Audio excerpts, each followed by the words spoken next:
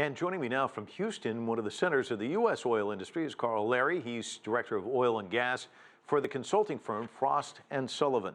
First, I want to get your reaction to Russia agreeing to limit oil output. Surprised at all? You know, it is a big surprise. We've not seen this before, so it's a pretty historical move. But, you know, it remains to be seen if it gets done and when it gets done, but definitely something surprising. And if it gets done is a big if, because there are reports that the head of Rosneft, a major Russian oil company, said he doesn't support the freeze. He's actually suggesting they will instead increase oil production this year. What do you make of that? And I guess this is part of the thing. It's kind of hurting everyone together, and some people might just rebel against it, huh? Yeah, that's a problem. I think, you know, just as, we just heard, it comes down to cash. A lot of these budgets for a lot of these governments that relied so long on oil are really, you know, in a tough way right now. So stabilizing these oil prices will help some, but not all. But it's definitely a step in the right direction, and it needs to be that direction. So give me your assessment. Why do you think it took OPEC 8 years to agree to cut oil output?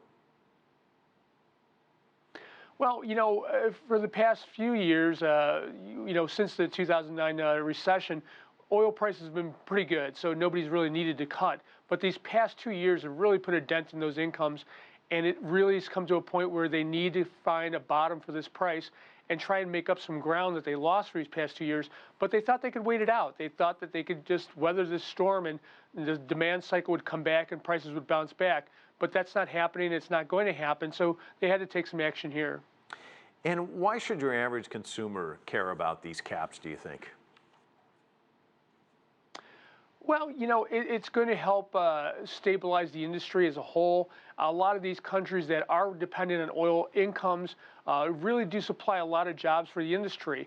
On the other hand, we may see oil prices increase for the consumer, for gasoline, for diesel, for jet fuel, but it still should be minimal compared to, you know, what we've seen in past years.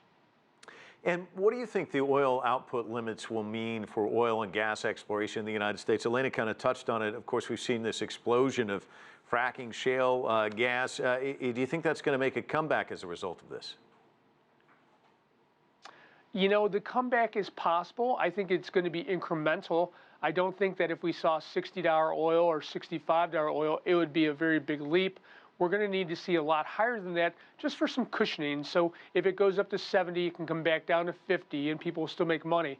If it goes to 60 and comes back to 40, we're back in the same boat where we started this. And so I think that people will be cautious to see that that production come back online. And Carl, one more question before we let you go. I have to ask, when you look at the landscape out there, there's a lot of countries hurting, as you pointed out, because they really relied on this income. Venezuela comes to mind. As you look at the landscape, which countries would benefit from this?